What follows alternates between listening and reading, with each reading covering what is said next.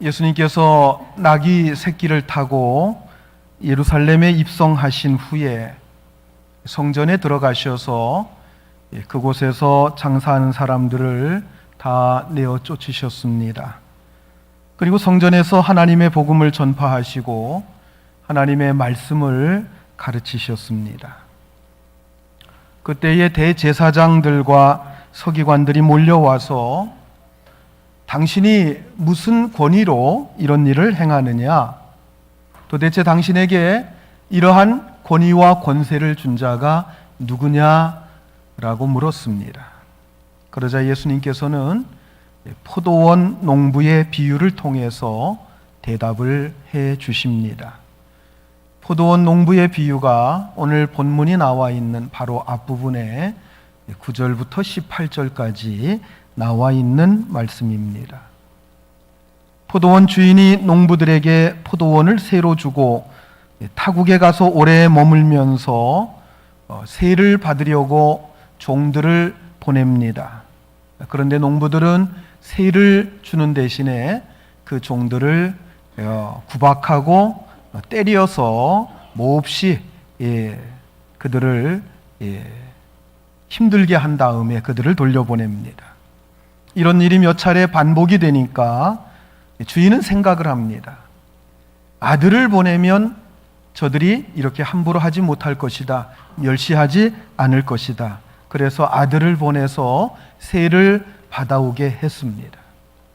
그런데 악한 농부들은 생각하기를 주인의 상속자인 이 아들이 왔는데 이 아들만 없애버리면 이 포도원을 영원히 우리의 소유로 할 수 있겠구나라고 생각을 해서 그 아들을 죽여버렸습니다. 그러자 포도원 주인은 더 이상 참을 수가 없어서 직접 포도원으로 가서 악한 농부들을 다 진멸해버리고 그 포도원을 다른 사람에게 맡겼다고 하는 내용입니다. 이 포도원 농부의 비유는 구약 성경에서부터 신약 성경에 이르는 이 하나님의 모든 사역하시는 모든 일들을 굉장히 대변해주고 명쾌하게 설명해주는 하나의 비유라고 볼 수 있겠습니다. 이 비유에서 주인은 물론 하나님을 가리킵니다. 그리고 먼저 세를 받기 위해서 보낸 종들은 구약시대에 먼저 보내졌던 선지자들을 가리킵니다. 그리고 아들은 하나님의 아들 예수 그리스도를 가리킵니다. 즉 예수님께서는 이 비유를 통해서 자신이 하나님의 아들로서 하나님께로부터 직접 보냄을 받았다라고 하는 것을 말씀해주고 있습니다. 바로 그 권위를 가지고 성전에 들어가셔서 장사하는 사람들을 다 내어 쫓으셨고 하나님의 복음과 하나님의 말씀을 가르치셨다고 하는 것을 답변해주고 있는 것입니다. 지금까지는 대제사장들이 성전의 권위를 가지고 백성들을 억압하고 착취했습니다. 그런데 예수님은 자신이 하나님의 아들로서 성전보다도 훨씬 더 큰 권위를 가지고 있다고 하는 것을 이 비유를 통해서 보여주고 있습니다. 이제 대제사장들과 서기관들은 둘 중에 하나를 선택해야만 했습니다. 예수님을 하나님이 보내신 하나님의 아들로 인정을 하든지 아니면 예수님을 스스로 하나님의 아들이라고 스스로 주장한 그런 신성 모독죄를 뒤집어 씌워서 죽이든지 둘 중에 하나를 선택해야만 했습니다. 그런데 그들은 후자를 선택했습니다. 즉 예수님을 죽이기로 작정한 것입니다. 그들은 예수님의 말을 책잡아서 로마에 대한 반역자로 몰거나 또는 하나님을 모독한 이단자로 몰아서 죽이기로 작정한 겁니다. 그런데 당시 유대인들에게는 사람을 죽일 수 있는 권한이 없었습니다. 당시는 로마의 식민지로 있었습니다. 로마 황제가 파견한 이 총독의 통치를 받고 있었습니다. 자, 그렇지만 사실 유대인들은 상당히 많은 부분 정치적으로나 사회적으로 자유와 그리고 자율성을 보장받고 있었던 것이 그 당시의 유대인들의 모습이었습니다. 그리고 그 권위를 위임받아서 유대 사회를 실제로 이끌고 나갔던 사람들은 70명으로 구성된 산헤드린 공회의 의원들이었습니다. 그런데 산헤드린 공회의 의원들 중에 3분의 2가 대제사장들과 서기관들이 차지하고 있었다고 하는 것입니다. 그러니까 대제사장과 서기관들은 유대인들이 거의 절대적으로 복종하는 성전의 권세와 함께 로마 총독으로부터 얻은 세상을, 그 사회를 통치할 수 있는 정치적인 권위까지도 부여받고 있었던 것입니다. 그런데 그들에게는 단 한 가지 없는 권한이 있었어요. 그것은 사람을 사형시킬 수 있는 권한이 없었던 것입니다. 그것은 오직 로마 총독에게만 있었던 겁니다. 자, 그래서 그들은 예수님을 합법적으로 죽일 수 있는 방법을 모색을 했습니다. 그들이 예수님을 죽일 수 있는 방법은 로마 총독의 손에 맡기는 것이었습니다. 그러기 위해서는 로마 총독이 인정할 만한 그 죄목을 예수님으로부터 찾아내야만 했던 것입니다. 그래서 대제사장들과 서기관들은 예수님을 시험하여 궁지로 몰아넣기 위해서 몇 사람을 예수님에게로 보내게 됩니다. 자, 오늘 본문 20절과 21절 말씀을 같이 읽습니다. 이에 그들이 엿보다가 예수를 총독의 다스림과 권세 아래에 넘기려 하여 정탐들을 보내어 그들로 스스로 의인인 채 하며 예수의 말을 책잡게 하니 그들이 물어 이르되 선생님이여 우리가 아노니 당신은 바로 말씀하시고 가르치시며 사람을 외모로 취하지 아니하시고 오직 진리로서 하나님의 도를 가르치시나이다.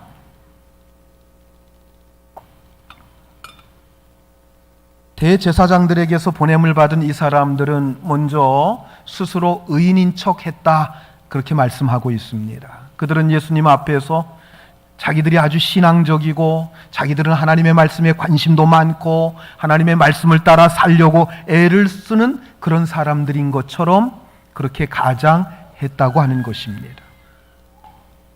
사실 주님께서 가장 좋아하는 사람은 하나님의 말씀에 관심을 갖고 그 말씀대로 살려고 힘쓰는 사람들을 주님께서는 기뻐하십니다. 이것은 우리 목회자들도 마찬가지입니다. 그래서 그런 사람들을 보면 그렇게 반가울 수가 없습니다. 그래서 그런 사람들에게는 마음의 문을 열게 되어 있던 겁니다. 그러나 지금 이 대제사장들이 보낸 사람들은 그런 사람들이 아니었습니다. 예수님에게 아주 난처한 질문을 해놓고 어떻게 해서라도 예수님의 말꼬리를 잡고 늘어져서 예수님을 궁지로 몰아넣으려고 계획을 세우고 찾아온 사람들이었습니다. 그러므로 대제사장은 아마도 자기 수하들 가운데서도 가장 영특한 사람들을 고르고 뽑아서 보냈을 것입니다. 보냄을 받은 사람들은 아주 영특하게 자신들은 하나님의 말씀을 좋아하고 그 말씀대로 살려고 애쓰는 의인인 것처럼 보이려고 했습니다. 자, 그런데 그들은 상대를 잘못 선택했습니다. 예수님은 그런 그들의 위선적인 가증스러운 그런 모습에 넘어가실 분이 아니셨습니다. 영국의 유명한 설교가였던 스펄전 목사님의 교회에 어떤 목사가 하나 찾아왔습니다. 그가 스펄전 목사님에게 얘기합니다. 제가 지난 밤에 성령님께서 이 교회에 가서 설교하라고 명령하셔서 제가 이 교회에 찾아왔습니다 라고 말을 하는 겁니다. 스펄전 목사님의 입장에서는 황당하지 않을 수가 없습니다. 그래서 잠시 생각하다가 이렇게 되물었습니다. 그래요. 그런데 성령님께서 당신에게는 그런 명령을 내리셨는데 정작 이 교회를 담임하고 있는 저에게는 왜 그런 명령을 하지 않으셨을까요? 이렇게 되물었어요. 그랬더니 그 사람이 할 말을 잃어버리고 돌아가 버리고 말았다고 합니다. 사탄은 우리에게 두 종류의 밀사를 보냅니다. 첫째는 못된 마음으로 노리고 있다가 약점을 정확하게 찾아내서 공격하고 참소합니다. 그런 사람들에게 걸려들게 되면 마음에 큰 상처를 받게 되고 인격적인 손상을 입게 됩니다. 자, 그런데요, 이런 사람들보다 더 무서운 사람들이 있습니다. 너무나 나를 좋아해서 맹목적으로 나를 믿고 나를 따른다고 하는 사람들입니다. 목사를 비롯해서 교회 지도자들이 이런 사람들에게 미혹되어 스스로가 교만해졌다가 나중에 낭패를 보는 경우들을 우리는 종종 보게 됩니다. 우리는 은근히 누군가가 나를 지켜 세워줄 때에 이 기분이 좋아지는 것은 어쩔 수가 없습니다. 그러나 그때 우리가 늘 조심을 해야 된다고 하는 것입니다. 자, 오늘 본문에 보니까 대제사장이 보낸 자들이 예수님을 굉장히 추켜 세우는 것을 볼 수가 있습니다. 21절에 보면 그들은 예수님에 대해서 늘 바른 말씀만 하시고 사람을 외모로 취하지 아니하시고 오직 하나님의 진리로서 하나님의 말씀, 하나님의 도만 정확하게 가르치시는 분이다라고 하면서 예수님을 추켜 세웠습니다. 이렇게 추켜 세우는 것처럼 하면서 당시 유대인들에게 가장 예민한 문제를 가지고 예수님을 시험합니다. 예수님을 함정에 빠뜨리기 위해서 가지고 나온 계략이었습니다. 당시 유대인들에게 가장 민감한 문제 가운데 하나가 로마에 바치는 세금 문제였습니다. 유대인들은 로마에 세금을 바치는 것 그 자체가 그 민족의 자존심이 짓밟히는 문제라고 늘 그렇게 생각하고 있었습니다. 그래서 그들이 가장 미워하는 사람들이 어떤 사람들이었어요? 세무서 공무원이었어요. 세리들이었습니다. 그리고 또한 로마의 세금을 바치는 돈이 만만치가 않았습니다.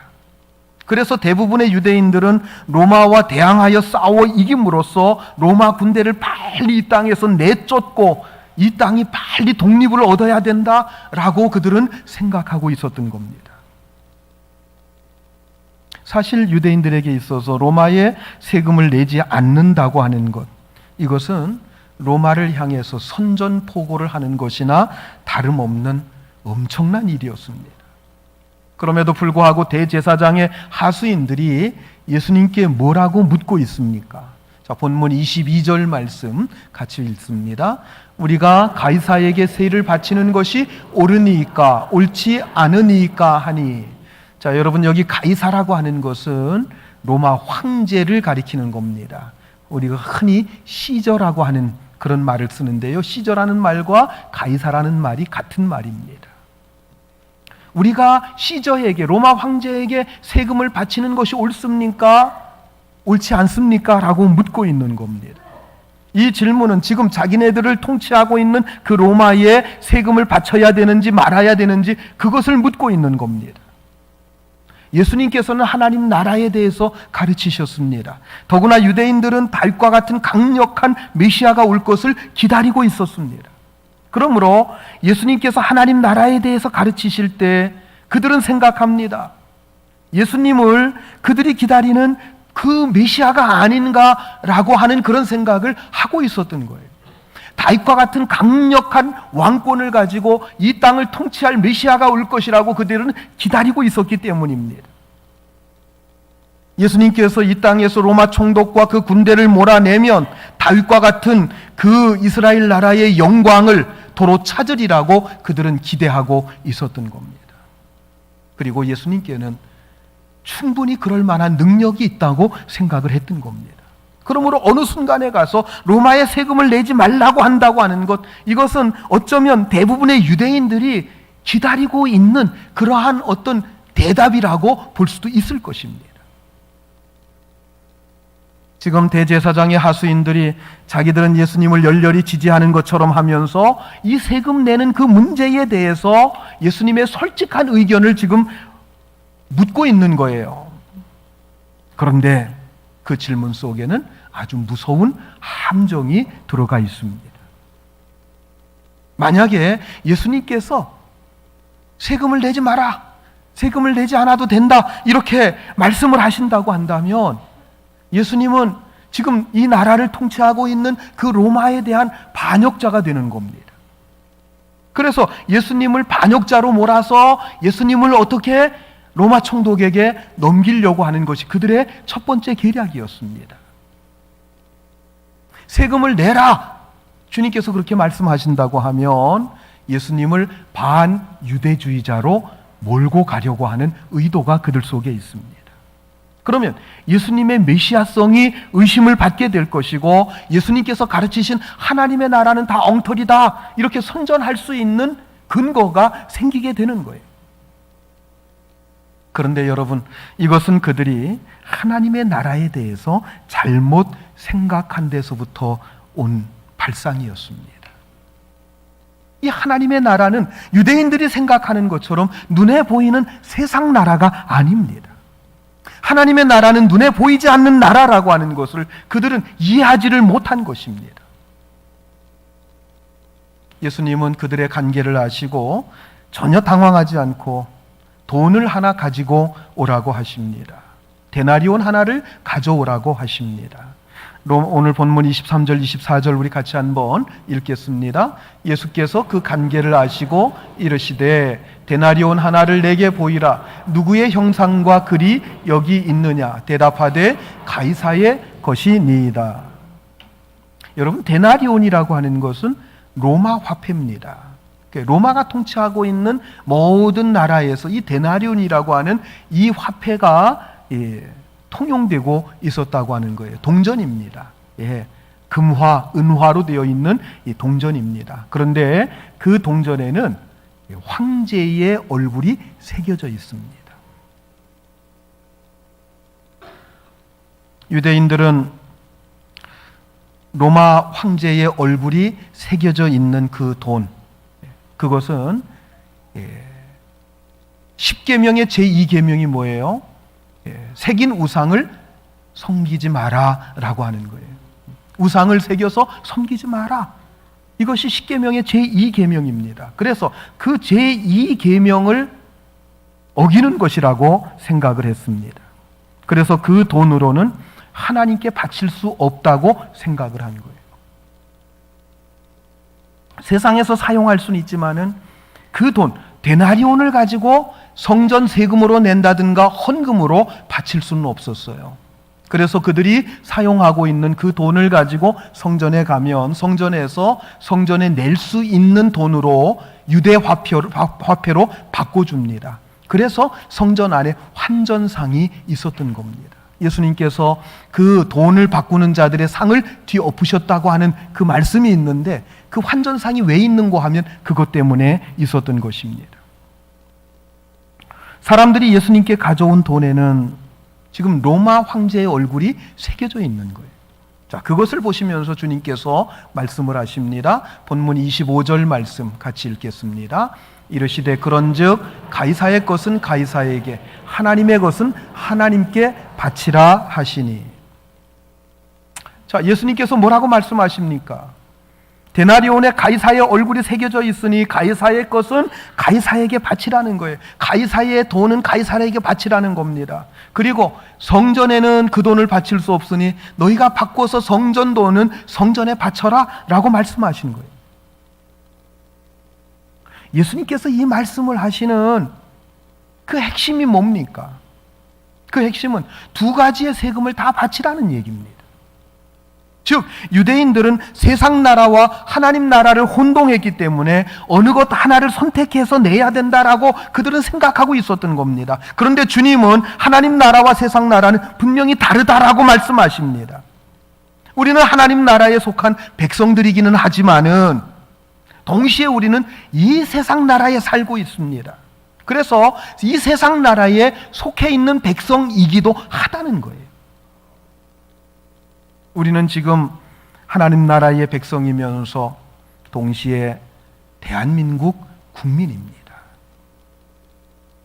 여러분, 이걸 부정할 수 있는 사람이 있습니까? 없지요. 우리는 하나님 나라의 백성이면서 동시에 이 나라 대한민국의 백성이기도 한 거예요. 그래서 우리는 마땅히 하나님 앞에 11조를 비롯해서 헌금을 드려야 되지만은 동시에 나라에서 정한 세금도 정확하게 내야 된다는 거예요. 우리 그리스도인들은 두 나라에 속한 사람들입니다. 우리는 이 세상에 살고 있기 때문에 일단 이 세상의 삶을 충실하게 살아야 될 의무와 책임이 있는 거예요. 만약에 우리가 이 세상의 일을 열심히 하지 않으면 우리는 이 세상에서 제대로 살아갈 수가 없습니다. 직장인이 직장 생활에 충실하지 않으면 그 회사에서 견딜 수가 없을 것입니다. 그리고 학생이 열심히 공부하지 않으면 대학교에 들어갈 수가 없는 거예요. 또한 대한민국 국민으로서 살려고 하면은 납세의 의무도 다 해야 되고, 남자라고 하면 국방의 의무도 다 해야 되는 것입니다. 특히 우리 그리스도인들은 탈세를 하거나 병역을 기피해서는 안 된다고 하는 것을 우리가 꼭 명심해야 됩니다. 여호와의 증인과 같은 이단자들은 신앙을 핑계 삼아서 병역을 기피하고 있어요. 그리고 그것을 굉장히 미화시킵니다. 뭐라고 미화시킵니까? 양심적 병역 기피? 양심적 병역 기피? 여러분, 그 얘기가 무슨 얘기예요? 그럼 군대 간 사람들은 전부 다 양심 없는 사람들입니까? 군대 갔다 온 여러분들은 다 양심이 없어서 군대 갔다 온 거예요? 여러분, 국민으로서 기본적인 의무를 다하지 않는다고 한다면 여러분이 대한민국 땅에서 살 자격이 없는 자들이에요. 그런 의미에서 우리 그리스도인들은 대한민국 국민으로서의 그 의무와 책임을 다해야 될 줄 여러분 믿으시기 바랍니다. 또한 우리는 하나님의 백성으로서 열심히 신앙생활에 힘써야 됩니다. 열심히 예배 드려야 되고, 열심히 말씀 보고 기도 생활에 힘써야 됩니다. 11조 정확하게 정직하게 드려야 되고, 선교 장학 헌금 등도 드리는 일에도 여러분이 힘쓰시기 바랍니다. 그리고 이 세상에서 열심히 복음을 전파하고 이웃을 돌보고 이웃을 사랑하는 일에도 힘써야 됩니다. 우리 그리스도인들은 세상 사람들이 하는 일도 열심히 하면서 동시에 신앙생활까지도 열심히 해야 되는 이중적인 부담을 안고 사는 사람들이 바로 우리 그리스도인들이에요. 그래서 우리 그리스도인들은 더 부지런해야 됩니다. 게을러서는 안 돼요. 만일 그리스도인들이 다른 사람들처럼 놀 것 다 놀고 잠잘 것 다 자면서 일한다면 망하고 말 거예요. 우리 그리스도인들의 고민이 바로 여기에 있는 것입니다. 지금 세상 사람들은 이 세상의 일을 하는데 자기들의 목숨을 바쳐요. 놀면서 장사하고 놀면서 공부하는 게 아닙니다. 온 힘을 다해서 일하고 온 힘을 다해서 공부합니다. 그런데 우리가 무슨 재주로 신앙생활 다 해가면서 남들처럼 장사하고 남들처럼 공부할 수 있겠습니까? 그래서 우리에게는 믿음이 필요한 거예요. 믿음을 가지고 모든 것을 해야 됩니다. 내 힘과 내 능력은 부족하지만 하나님께서 나의 힘이 되어주시고 나의 능력이 되어주셔서 더 완벽하게, 다른 사람들보다도 더 온전하게 모든 것을 잘 이루어주신다고 하는 그 사실을 믿으면서 하는 게 바로 우리 그리스도인들입니다. 우리가 믿음을 가지게 되면 하나님께서 나의 부족한 것을 채워주십니다. 부족하지 않도록 만들어주신다고 하는 이 사실 여러분 믿으시기 바랍니다. 자, 그렇다고 한다면 여러분, 믿음으로 한다고 하는 게 무슨 뜻입니까? 세 가지로 볼 수 있는데요. 첫째는 정직하게 한다는 뜻입니다. 믿음으로 한다고 하는 것은 하나님 앞에서 정직하게 한다는 거예요. 예, 여러분, 코람데오라는 말이 있죠? 하나님 앞에서라고 하는 뜻입니다. 무엇을 하든지 하나님 앞에서 하는 겁니다. 잠시도 내가 게으르지 않고, 잠시도 한눈 팔지 않고, 잠시도 누군가를 속이지 않고 하나님 앞에서 정직하게 깨끗한 마음을 가지고 하는 것, 여러분, 바로 이것이 믿음으로 행하는 것입니다. 두 번째로 믿음으로 한다고 하는 것은 기도하면서 한다는 뜻입니다. 전능하신 하나님과 그분의 사랑을 믿고 기도하게 되면 하나님께서 우리와 함께 해주시기 때문에 어떤 어려움도 넉넉히 이길 수 있게 해주시고 놀라운 일들을 하나님께서 우리를 통해서 이루어 가신다고 하는 사실을 우리가 믿어야 되는 거예요. 여러분, 우리가 기도한다고 하는 것은 시간 낭비가 아니에요. 우리가 기도할 때에 성령 하나님께서, 그리고 전능하신 하나님의 능력이 우리를 도우신다고 하는 사실을 우리가 믿어야 됩니다. 세 번째로는 바른 신앙적인 목표를 가지고 하는 것을 의미해요. 믿음으로 모든 일을 한다, 그것은 믿음 안에서 하나님께서 세워주신 그 신앙의 목표를 가지고 그 일을 한다는 거예요. 그리스도인들은 늘 하나님의 말씀을 묵상하면서 나를 향하신 하나님의 뜻이 무엇일까? 하나님께서 나를 통해서 이루고자 하시는 그 뜻이 무엇일까? 그것을 설정해 놓고 그것을 향해서 달려가는 사람들입니다. 그래서 말씀을 묵상하며 사는 자들은 자신이 어떤 일을 행하든지 간에 그 일을 하는 그 의미가 뭔가 하는 것을 분명히 알면서 한다고 하는 것입니다. 여러분, 일하는 목표가 분명하고 공부하는 목표가 분명해 보세요. 그 일에 대해서, 그 학업에 대해서 열정을 가지게 되는 거예요. 이렇게 말씀 안에서 하나님께서 자신을 향한 뜻을 바로 알고 행하는 자에게 우리 하나님께서 늘 함께 해주시는 줄 믿으시기 바랍니다. 자, 그런데 여러분, 우리 하나님의 백성들에게 굉장히 어려울 때가 있어요. 그것은 이 세상의 명령과 하나님의 명령이 서로가 충돌할 때입니다. 서로가 대립이 될 때입니다. 예를 들어서 가이사는 어떤 일을 하라고 하는데 하나님께서는 그 일을 하지 말라고 말씀을 하십니다. 가이사는 누구라고 그랬어요? 세상의 왕을 의미합니다. 세상의 어떤 권세자를 의미합니다. 세상의 정치를 의미하고 세상에서 뭔가를 요구합니다. 그런데 그것이 하나님의 뜻과 배치가 되는 거예요. 하나님께서는 그 일을 하지 말라고 하는 거예요. 가령 일제시대 때 일본 황제는 신사참배를 하라고 하는데 하나님께서는 신사참배 해서는 안 된다, 우상에게 절해서는 안 된다라고 말씀을 하십니다. 여러분, 그때는 우리가 누구의 말을 들어야 옳습니까? 여러분, 그때는 가이사의 말을 들으면 안 됩니다. 일본 황제의 말을 들으면 안 됩니다. 신사참배를 해서는 안 됩니다. 여러분, 원래 가이사를 비롯해서 세상 권력자들은 모두 다 하나님 밑에 있는 자들이에요. 그러니까 세상의 권력자들도 하나님의 뜻을 위배해서는 안 돼요. 하나님의 뜻을 거역하고 그것을 가지고 세상을 통치하려고 해서는 안 된다고 하는 것입니다. 그런데 사탄은 이 세상의 권력자들을 충동질해서 마치 자기가 하나님인 것처럼 그렇게 행세를 합니다. 그때 그들이 가장 미워하는 사람이 하나님의 백성들입니다. 왜냐하면 하나님의 백성들은 절대로 우상에게 절하지 않기 때문입니다. 이럴 때 우리 그리스도인들은 핍박을 받을 수밖에 없습니다. 바벨론으로 끌려갔던 다니엘의 세 친구들도 바벨론의 느부갓네살 왕의 금신상에게 절하지 않는다고 하는 그 이유 때문에 크게 핍박을 받고 그들이 뜨겁게 타는 풀무불 속에 던져지게 되는 고난을 겪었습니다. 물론 하나님께서 그들을 구해 주셨습니다마는 그러한 고난이 찾아오게 된다고 하는 것입니다. 일제시대 때 많은 목회자들과 성도들이 신사참배를 하지 않는다고 하는 이유로 얼마나 많은 핍박을 받았습니까? 바로 이러한 때가 어둠이 지배하는 때이고 환난의 때라고 하는 것입니다. 여러분, 환난의 때에는 우리가 많은 일을 하려고 해서는 안 됩니다. 그러한 때에는 자신의 신앙이나 가정의 신앙을 지키는 일에 집중해야 됩니다. 그러한 때에는 끝까지 죄짓지 않고 견디기만 잘해도 성공하는 거예요. 가끔 신앙적이지 못한 직장의 여러 가지 행태나 신앙적이지 못한 직장 상사에게 실망을 해서 그 직장을 그만두겠다고 하는 사람들을 보게 됩니다. 물론 우상 숭배를 강요받거나 다른 종교로 택하도록 강요받음으로 그 요구를 들어주지 않으면 안 되는 그런 상황이라고 한다면 그런 직장은 그만둬야 될 거예요. 그러나 그런 것이 아니라 직장이나 상사들의 비리 때문이라든지 직장의 분위기가 신앙적이지 못하다고 하는 그 이유로 직장을 그만둬서는 안 된다는 거예요. 왜냐하면 그런 직장 속에서 빛이 되라고, 소금이 되라고 하나님께서 그곳으로 우리를 보내셨기 때문입니다.